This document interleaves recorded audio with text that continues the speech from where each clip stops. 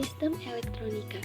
Penggunaan elektronik di pabrik, rumah, kantor, bank, sekolah, toko, serta rumah sakit terus mengalami perkembangan.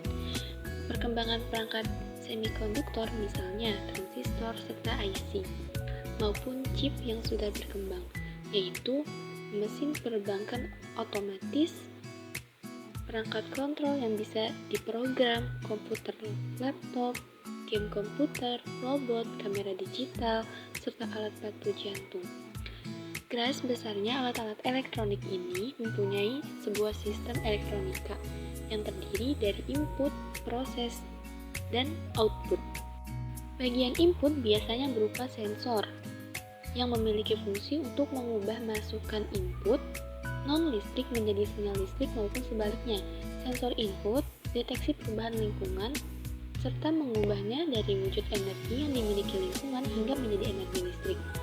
Nah, untuk bagian proses, itu berupa untuk memutuskan tindakan apakah yang harus diambil terhadap sinyal listrik diterimanya dari sensor input. Untuk bagian terakhir, bagian output, itu berupa transducer yang mengubah energi listrik disuplai prosesor menjadi bentuk yang lain.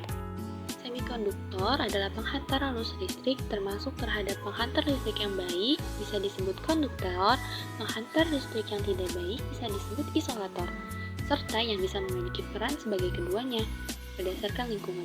Jadi, bisa bertindak sebagai konduktor juga isolator.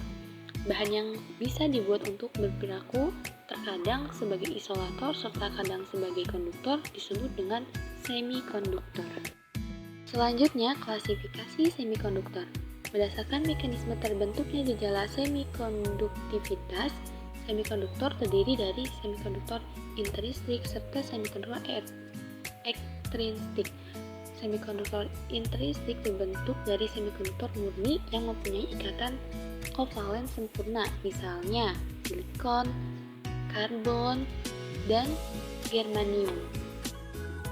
Selanjutnya ada jenis semikonduktor. Yang pertama ada semikonduktor tipe N, yang kedua ada semikonduktor tipe P.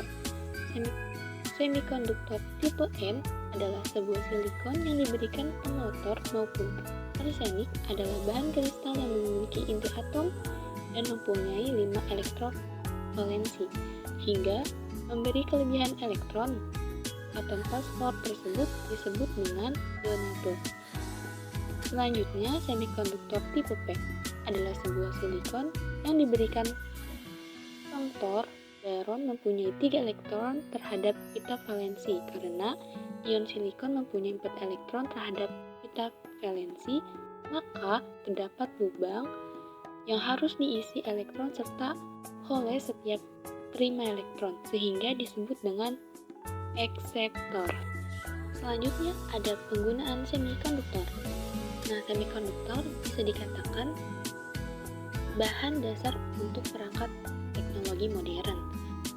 Sadar ataupun tidak, perangkat elektronik yang kamu gunakan seperti smartphone, komputer, itu disusun dengan komponen bahan dasar semikonduktor. Untuk yang pertama ada LED atau Light Emitting Diode. Prinsip kerja LED merupakan kebalikan dari sel surya. Prinsip kerja terhadap sel surya, cahaya dikumpulkan agar dapat menghasilkan tegangan listrik.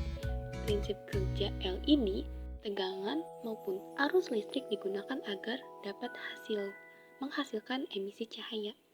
LED handal serta efisien, tidak perlukan filamen, tahan lama kisaran 100 kali lebih lama dari lampu pijar serta tidak mengandung merkuri yang berbahaya. Selanjutnya ada transistor yang merupakan komponen elektronik yang dibuat dari material semikonduktor agar dapat mengatur tegangan serta arus mengalir yang melewatinya. Fungsi transistor tidak hanya sebagai skalar, namun bisa memiliki fungsi sebagai penguat arus serta penguat amplifier simple. Yang terakhir ada sirkuit terpadu atau IC. Adalah gabungan dari ratusan bahkan jutaan transistor, resistor, dioda, serta kapasitor yang sekarang ini dijadikan satu terhadap microchip yang memiliki ukuran kecil atau sentimeter yang disebut dengan sirkuit terpadu atau IC.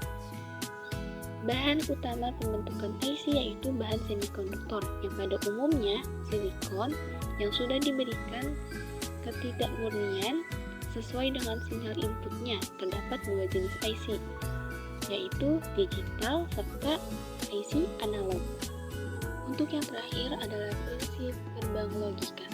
Prinsip gerbang logika adalah gerbang logika dianalogikan sebagai otak sebuah barang elektronika agar dapat menjalankan fungsinya. Gerbang logika ini didasarkan terhadap analogi untuk tentukan sebuah alat elektronika untuk bekerja hingga menjadi bagian yang penting pada sebuah alat elektronika. Gerbang logika berisi perintah-perintah yang digunakan terhadap rangkaian elektronik digital yang tujuannya untuk mengubah masukan input menjadi output berdasarkan keperluan kita. Gerbang logika tersebut dipresentasikan bersamaan angka biner maupun tabel kebenaran yang memiliki simbol 1 serta 10 serta 0, angka 1 serta 0 yang digunakan untuk menggambarkan benar serta salah maupun tinggi serta rendah dan hidup serta mati. Nah, ini dia tabel kebenaran gerbang logika. Di sini kalian bisa baca sendiri fungsi dan cara kerjanya ya teman-teman. Terima kasih.